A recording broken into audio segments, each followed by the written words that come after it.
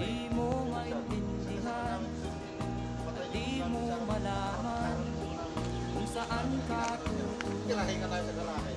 Sabi niya na gano'n sa bus namin na tayo.